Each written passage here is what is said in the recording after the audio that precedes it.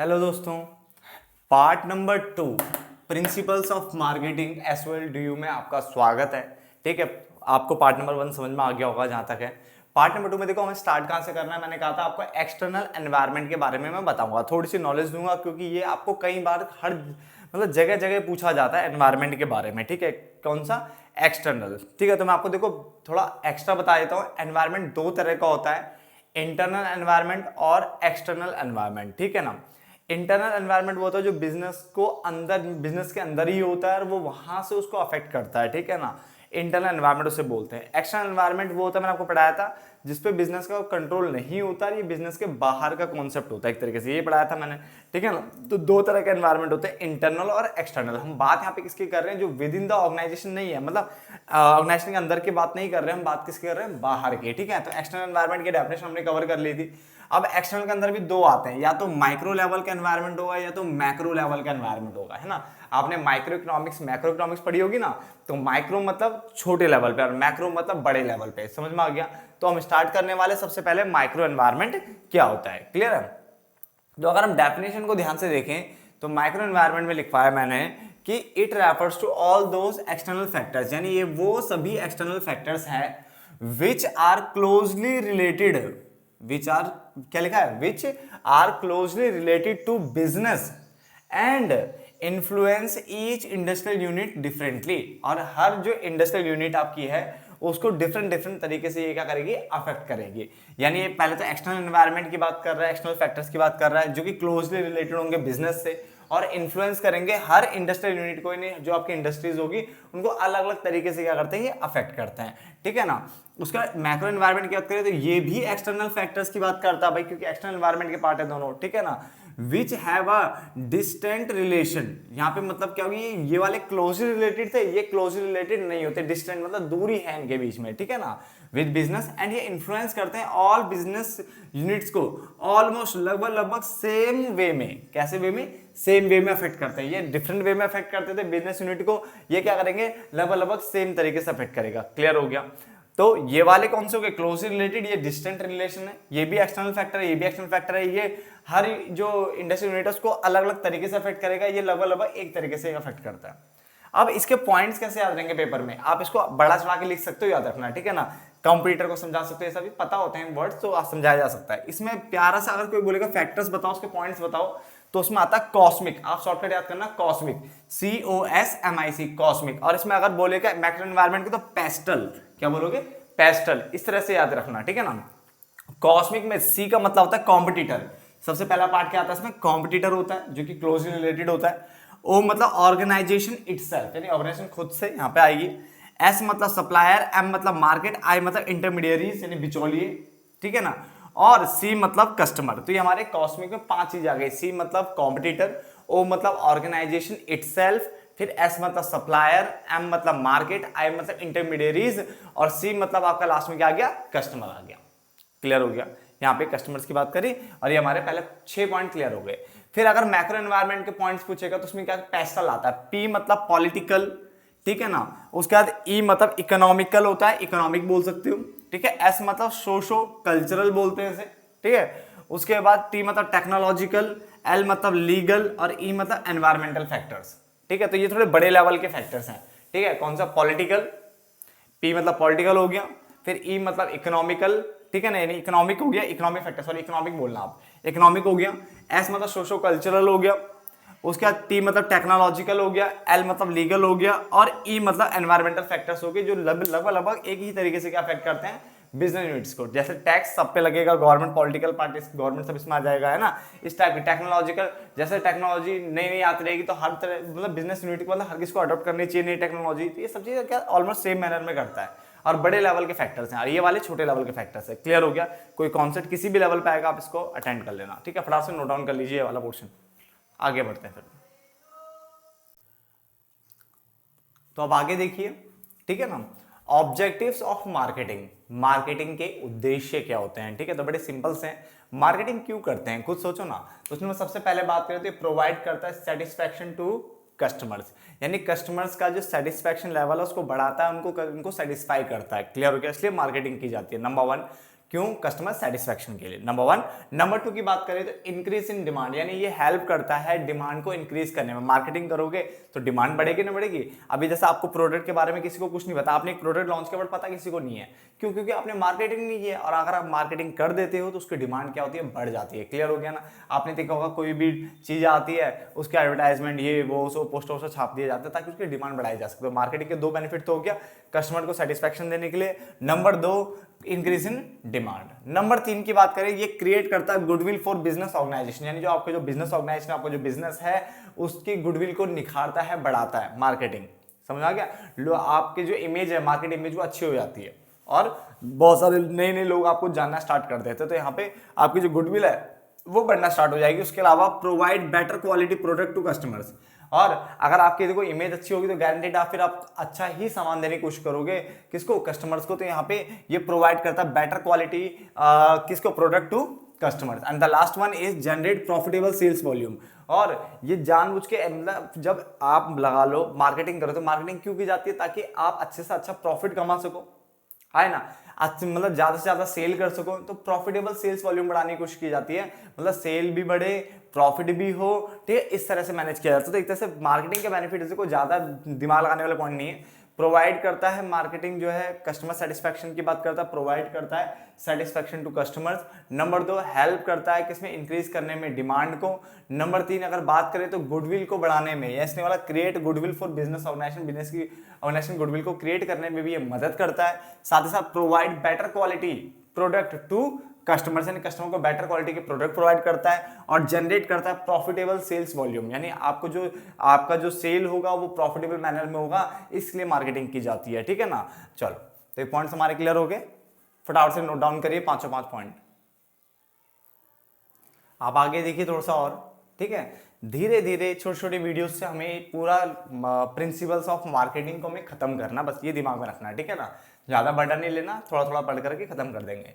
इसमें देखो scope of marketing, यानी मार्केटिंग का दायरा क्या है, यानी क्यों मार्केटिंग कर रहे हैं, क्या मोटिव है इसका, ये बताओ ना। जो हमने ऑब्जेक्टिव तो अभी थोड़ी देर पहले पढ़ा कि ऑब्जेक्टिव्स क्या है इसके, ठीक है ना? अब हम पढ़ते हैं उसका दायरा क्या, मतलब क्या क्या इसके अंदर आता है, ये बताओ। मार्केटिंग के अंदर क्या क्या आता है, क्या क्या करोगे, ये बताओ। तो हमने बोला भाई ध्यान से देखें, तो जो उसका स्कोप है, ठीक है ना, उसमें सबसे पहला आ रहा है study of consumers wants and needs, यानी कंज्यूमर की जो वांट्स और नीड्स है उसको स्टडी करना है। इसके बारे में मैंने पहले ही वीडियो में लिखवा दिया था थोड़ा बहुत, ठीक है? तो कंटेंट आप खुद से बना के भी लिख सकते हो, और कहीं मैं जगह जगह कंटेंट लिखवाऊंगा, जहां जरूरत पड़ेगी वहां कंटेंट लिखवाऊंगा। अब देखो ये पढ़ा रखे हैं तो क्यों लिखवाऊं? इससे पहले वाले जो भी पॉइंट था ऑब्जेक्टिव्स वो भी बहुत आसान से थे, बना के लिखे जा सकते हैं। ठीक है ना? आप इस एज में हो कि आप आराम से बना सकते हैं कुछ भी। क्लियर हो गया? ठीक है ना? तो उसने सबसे पहला पॉइंट बोला study of consumer wants and needs, यानी कंज्यूमर की वांट्स और नीड्स को क्या करना है? स्टडी करना है। इसके ऊपर अच्छे से मैं लेक्चर दे चुका हूं, ठीक है ना? उसके बाद स्टडी ऑफ कंज्यूमर बिहेवियर, और उसका बिहेवियर भी चेक करना है कि प्रोडक्ट के हिसाब से देखा जाए तो उसका बिहेवियर क्या है, क्या वो प्रोडक्ट लेगा, क्या नहीं लेगा, एंड ऑल। ठीक है ना? और साथ में कंज्यूमर की सेटिस्फेक्शन। तो पहले 3 पॉइंट जो है ना स्कोप के अंदर, वो हमारे क्या है? स्टडी करना है कंज्यूमर्स की नीड और वांट्स, यानी वांट्स एंड नीड्स को क्या करना है? स्टडी करना है। नंबर 2 कंज्यूमर के बिहेवियर को चेक करना है, प्रोडक्ट के अकॉर्डिंग कैसा है, और कंज्यूमर सेटिस्फेक्शन चेक करनी है, कंज्यूमर को मतलब उसको प्रोवाइड करना है, कंज्यूमर सेटिस्फेक्शन प्रोवाइड करनी होती है। ये इसके स्कोप में आता है कि हमें कंज्यूमर को सेटिस्फाई भी करना है। क्लियर हो गया? उसके बाद आप जब ये सब कुछ सोच लोगे, कंज्यूमर का नीड एंड वांट चेक कर लोगे, उसका बिहेवियर चेक कर लोगे, और साथ में सेटिस्फाई करना है, ये आपने रख रखा है, तो आप क्या करोगे? आप पहले तो प्लानिंग एंड डेवलपमेंट करोगे, किसकी? प्रोडक्शन की। भाई प्रोडक्शन करोगे, वो प्रोडक्ट की तो देना ना उसको, ठीक है? क्या देना कंज्यूमर को? प्रोडक्ट या सर्विस देना है। तो आप प्लानिंग करोगे एंड डेवलपमेंट करोगे, किसकी प्लानिंग डेवलपमेंट करोगे? प्रोडक्ट की। पॉइंट क्लियर हो गया? जब आप प्लान कर लोगे, उसके बाद जो अगला पॉइंट आता है, एक सेकेंड है,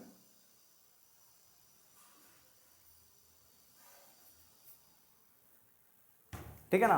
जब आप प्लान कर लोगे एंड डेवलपमेंट कर लोगे, मतलब प्रोडक्शन की कैसे कैसे क्या करना है, तो फिर उसकी प्राइसिंग पॉलिसी डिसाइड की जाती है, यानी फिक्सेशन ऑफ प्राइस, यानी प्राइस क्या होगा प्रोडक्ट का वो डिसाइड करना होता है। ठीक है ना? ना ही ज्यादा ना ही कम, ठीक है? ऐसा करना है जो कि क्या है, कंज्यूमर आसानी से ले भी ले, और ठीक है, और आपकी अच्छे से मार्केटिंग भी हो जाए। ठीक है ना? सब कुछ देखना पड़ता है। उसके बाद उसका प्रमोशन किया जाएगा, प्राइस डिसाइड के बाद, प्रमोशन के बाद फिर वो डिस्ट्रीब्यूट किया जाएगा प्रोडक्ट, ये भी इसके दायरे में। और लास्ट है मार्केटिंग कंट्रोल। मार्केटिंग कंट्रोल में क्या की जाती है? मार्केटिंग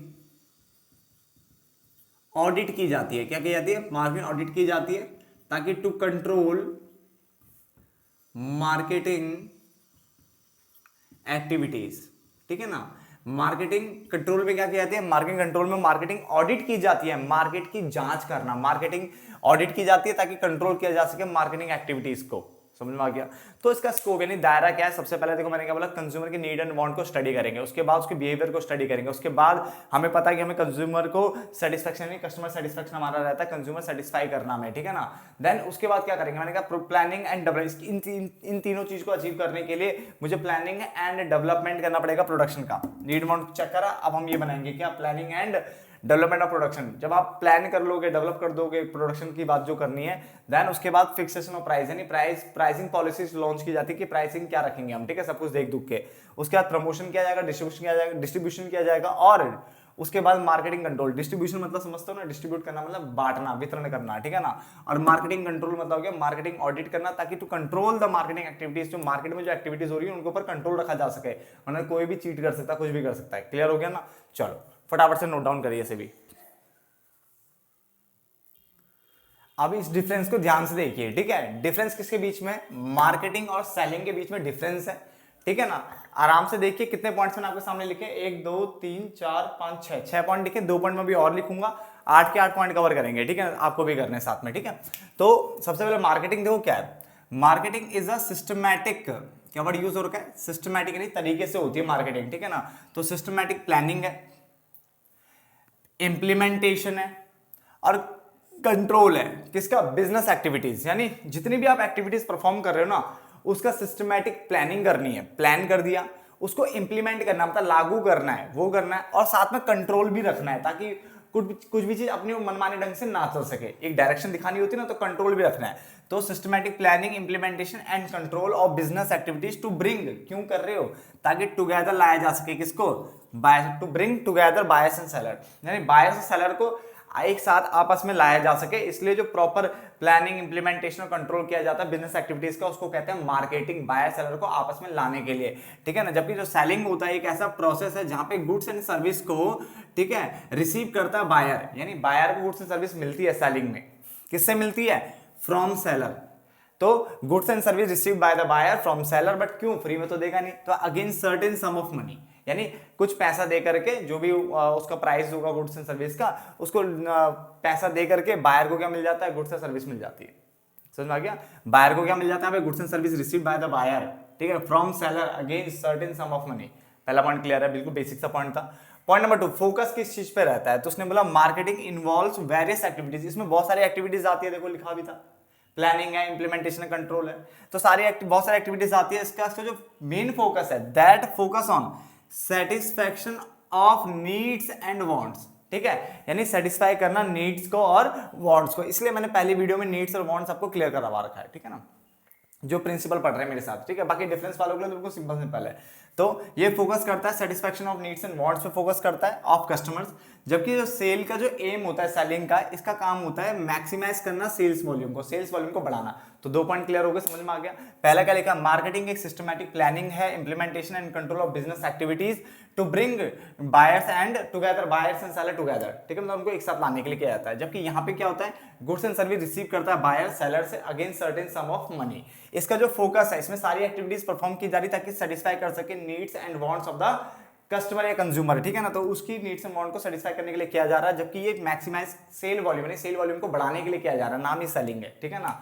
देन उसके बाद स्कोप की बात करें तो उसको जो स्कोप है वो क्या, वाइड मतलब बड़ा है, इसका स्कोप ज्यादा बड़ा है, और ये इंक्लूड करता है सेलिंग आल्सो, यानी सेलिंग इसके अंदर ही आता है, तो उसका स्कोप ज्यादा बड़ा है, सेलिंग इसका एक पार्ट है, इसका मार्केटिंग का एक छोटा पार्ट है, ठीक है ना। जबकि सेलिंग लिखा भी देखो, यहाँ भी लिखा है is only part of marketing, selling तो सिर्फ पार्ट है मार्केटिंग का, इसका मतलब ये छोटा है, ये बड़ा कॉन्सेप्ट है, ठीक है, ये वाइडर है, ये नैरोवर है, ठीक है ना, छोटा पार्ट, ठीक है, छोटा कॉन्सेप्ट है। और इट्स स्कोप इज रिस्ट्रिक्टेड, इसका स्कोप क्या है, सिर्फ और सिर्फ क्यों, मैक्सिमाइज करना सेल्स वॉल्यूम, इसका सिर्फ स्कोप है सेल्स को बढ़ाना बस, ठीक है ना। चलो देन इसका जॉब की बात करें तो यहाँ पे जॉब का काम, the main function is to find, ये है कि right products for the customers, यानी कस्टमर्स के लिए राइट प्रोडक्ट क्या रहेगा जिससे उसकी नीड्स एंड वांट्स को सेटिस्फाई किया जा सकता है, ठीक है ना, यानी यहाँ फोकस क्या है, कस्टमर की सेटिस्फेक्शन, ठीक है। तो the main function is to find right product for the customer, customer के लिए राइट प्रोडक्ट क्या रहेगा ताकि वो सेटिस्फाई हो जाए। जबकि यहाँ पे the main job is to discover, यहाँ पे क्या जॉब है, की डिस्कवर द कस्टमर, यानी कस्टमर को डिस्कवर है, कस्टमर लेके आओ किसके लिए, प्रोडक्ट के लिए, यहाँ पे बेचना है तो कस्टमर लेके आओ प्रोडक्ट चेपो, कस्टमर लाओ प्रोडक्ट चेपो, यहाँ पे ये है। और यहाँ पे देखना है कि राइट प्रोडक्ट क्या है उस कस्टमर के लिए ताकि वो सेटिस्फाई हो जाए, समझ आ गया। देन उसके बाद बिगनिंग की बात करें तो ये पहले ही हो जाता शुरू, ठीक है।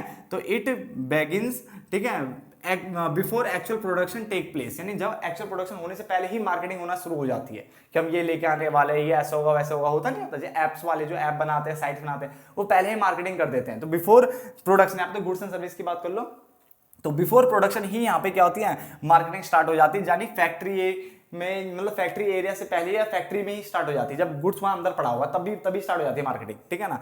जबकि it takes place after production, ये प्रोडक्शन के बाद होती है सेलिंग, सेल तो तभी कर पाओगे जब प्रोडक्शन हो जाएगा, ठीक है ना। तो उसने बोला ये मार्केट प्लेस में होती है, बात समझ आ गया। देन लास्ट पॉइंट यहाँ पे जो है हॉरिजन की बात करें, टाइम की बात करें, टाइम हॉरिजन, तो ये लॉन्ग होता है, ठीक है, और ये शॉर्ट टर्म इन नेचर होता है, वो लॉन्ग टर्म इन नेचर, ये शॉर्ट टर्म इन नेचर, ठीक है ना। तो फटाफट से नोट डाउन करिए, दो छोटे छोटे पॉइंट्स में और लिखवा रहा हूं, फटाफट से नोट डाउन करिए।